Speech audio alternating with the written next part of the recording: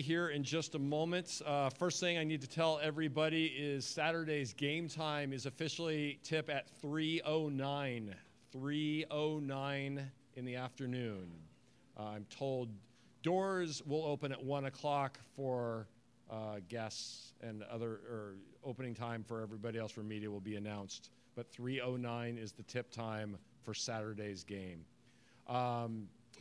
We're going to start off, and I'm just going to go through real quick. Once again, I ask everybody to please turn off your cell phones, or cell phone ringer, that is. You can take still photos, but no video is allowed. Please raise your hand. We'll call on you in the order that we see you. We have our microphone holders. They will get the microphone to you. Please wait for the microphone before asking your question. And when you get the microphone, if you would please give your name and your affiliation so we can know who you are. If you don't, I'm going to stop you and ask for your name and affiliation, so we might as well do it to begin with. We will have the quotes and everything to us shortly after the end of the press conference, courtesy of Tony, Aaron, and Les. And so we're going to open up the press conference with a statement from the coach, and then we'll open up to questions. I'd like to have our questions first for the student athletes. If we don't have questions for the student athletes, we will dismiss them back to the locker room. And the Texas Tech locker room is open right now. If you want to talk to someone who's not going to be up here on stage, you can go to their locker room, which is located on this side of the building. So as soon as they're ready, we'll have them up here, and we'll start with a statement from Coach Beard.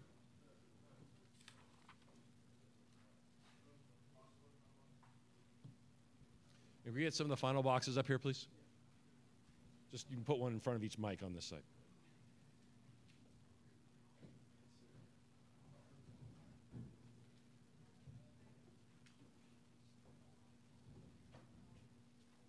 Yeah, please.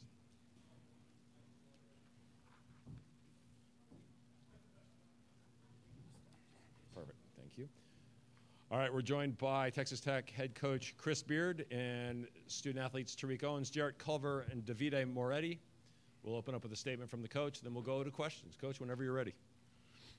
I just want to congratulate Michigan on a great season. Just really pleased and happy for our players to advance. We came to Anaheim to play 80 minutes, so we're halfway there.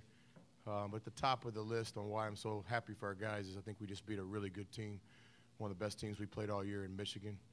In terms of our team, I just thought our guys were dialed in. We guarded at a high level. We played team basketball tonight. We played, I think, 8 players in the rotation night. Everybody made contributions, and I've always thought that was the key. You know, in March, everybody has to play well. It sounds like Captain Obvious, but it is true. You know, everybody's got to bring something to the game, and I thought that the 8 guys we played tonight really did. And then, obviously, on defense, we locked in. And on offense, low turnover game. We had just enough assists to keep our offense balanced. So I thought the guys played great, just pleased. And personally, just glad I get to coach these guys another day, you know, another film session to walk through later tonight, another pregame meal, another practice tomorrow. It's like I just don't want this to end, man. These guys are so fun to coach. Okay, we'll open up to questions. Raise your hand. We'll call on you in the order we see. We're going to go to the gentleman right there in the 4th row in the jacket. Ben Bulch, Los Angeles Times. For any of the players who want to answer, what were you guys doing defensively to lock them down to the extent that you were tonight when they missed their first 18 threes? David, why don't you take that first, and we'll just work our way down.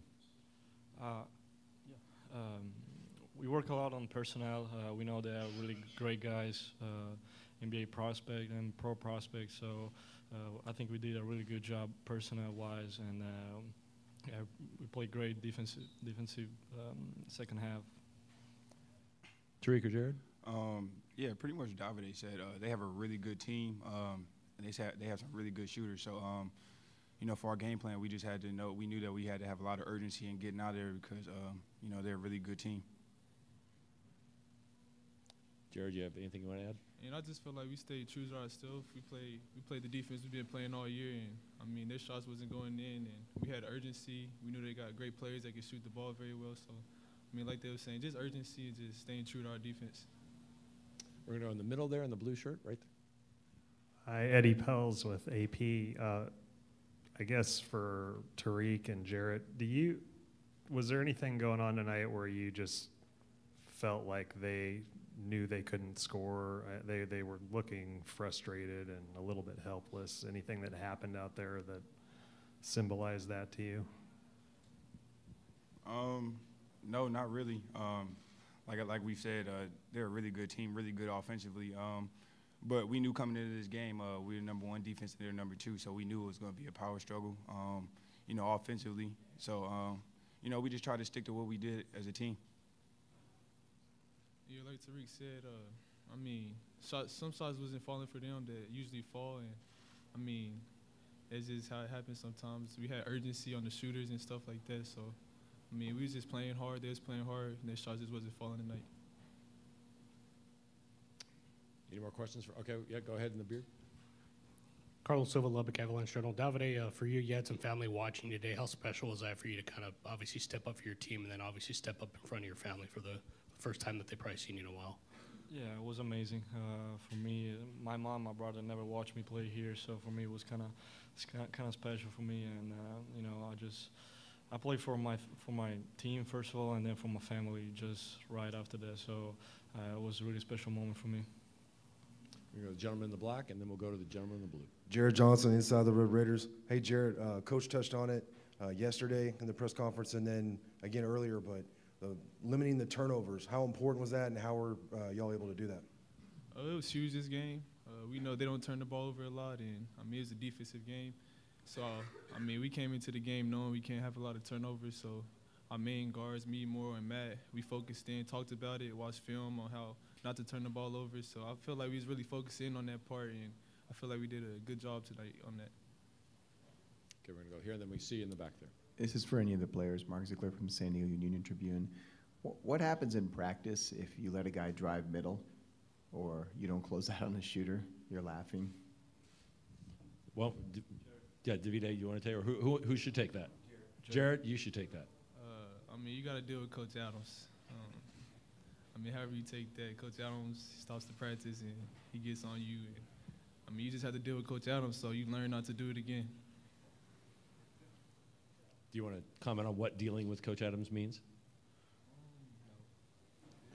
I think what happens is the same thing that happens in Michigan State, and it's called coaching. All right, we're going to go to the gentleman here in the back in the coat. Quincy Martinez, Corpus Christi Caller-Times. Chris, what was different about the offense in the second half? I think you guys hit 12 of the first 18 shots. It was really defensive heavy from both teams in the first half. What was able to open it up for you guys?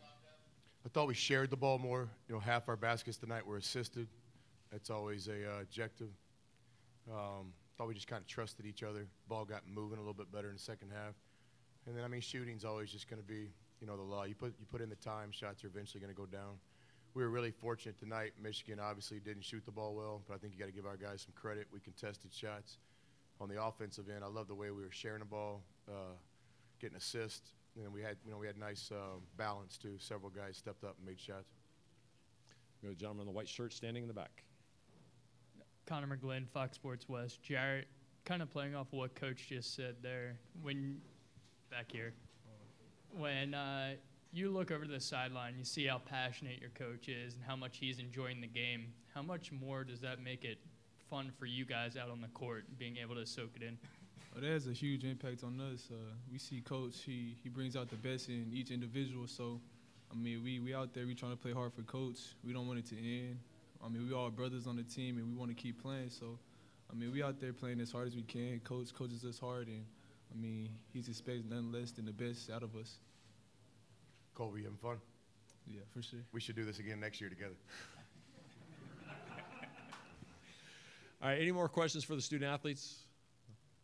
All right, seeing none, I'm going to let you all go back to the locker room. Congratulations. Locker room is still open if you want to go there. Coach, or questions for Coach Beard? We're going to start here, right here in the third row, and we'll work our way back. I see you. Brian Gillis, SB Nation. Coach, you took a lead to the locker room, but it was a competitive first half. What were your thoughts going into halftime, and did you see something you thought you could exploit? Exploit, no, but we just try to do the best job we can. Watching Michigan these last several days, it's just been like a coaching clinic. I've got an old school spiral that I use. I'm not really an iPad guy. I've got, a red pen, black pen, and old school spirals. And on the back of the page before, I just write like notes for us, basically just steal things from other people. Then during the off season, I'll go back and add a few things. And my whole notebook's just filled with red because Michigan's so well coached and Coach Beilein does such a great job. So We knew that they were going to make adjustments. They'd been exploiting our pick and roll switch and going inside, so we tried to come out and play the first couple minutes different, some things like that. So, you just try to do everything you can to help your guys. And so I thought at halftime we made a few adjustments. Eddie, I think you're next. Coach, you had given up like 6 points after 9 minutes. I don't think they got to 20 until a couple timeouts into the second half. Do you set actual goals for your guys like that? And would those numbers have been even beyond what you would have hoped for today? Yeah, absolutely. We have goals. We try to play each 4-minute game from media to media timeout and have objectives, whether it be, hey, do not foul this 4-minute game. Hey, we got to get an offensive rebound this 4-minute game. So, it was nice. At that media timeout, Coach Adams used to say, man, we need to make a defensive adjustment. I was like, Coach, they've scored 6 points, man. We need to get a basket. So, no, I thought our guys were dialed in defensively tonight. I mean, I think our players, I'm not going to speak for them, but I think they think, hey, Michigan's one of the best teams we've played all year. And we're normally pretty good when we're on edge. We'll go right here on the edge, and then we'll go to the back corner, right here. Coach, there's obviously different ways to play defense. Syracuse zones and Michigan plays one way, and Gonzaga switched everything tonight. Where does your idea and your philosophy, and why do you force everything down the sideline? What is it about that appeals to you? Our philosophy more than anything is to win. And so each year with our players, we just look at our talent and try to kind of devise a system that gives our guys the best chance. And then we'll obviously adjust as the season goes on. But, when you got a great shot blocker like a Zach Smith or a Zaire or a Tariq, you can funnel some things to them. Other years you might have bulky size but no rim protection, so you got to send the ball other ways. But this just kind of goes back to our background, our coaching staff. We've always coached kind of like one-year teams because junior college, professional, Division II rosters change. So we definitely have some philosophies and some things we believe in. We call them non-negotiables. We believe in blocking out. We believe in, high-hand closeouts. But we're going to change kind of the way we play from year to year based on our talent. In the back with gentleman right behind you. There he is. Hey, Coach, what are your early Could you thoughts identify on, yourself, please? Yeah. Karthik Venkatraman, Krem 2 Sports in Spokane, Washington. What are your early thoughts on Gonzaga? Yeah, I haven't seen them at all, except for just games watching as a fan. Were they in Maui this year? Yeah, so I watched all those. Then I watched their about 4 or 5 of their conference. You're just a fan. I know Coach a little bit through Pat Knight and Coach Knight. I think they're both big-time fly fishermen, this kind of thing. And when we were in Denver a couple years ago, the Little Rock team, I think Gonzaga was in the same first and second round. Coach said some great stuff about us. So I really respect him. I know he's got a lot of balance. He's a guy that doesn't seem like this coaching deal, it doesn't define him. He's a great coach, but he seems to be he's not just a coach. So I try to do that myself. Don't always do a great job with it, but I really look up to him in that way. But, yeah, I've seen Gonzaga as much as anybody, just as a fan. I mentioned this yesterday. We show our team clips all the time of winning basketball, whether it be NBA, college.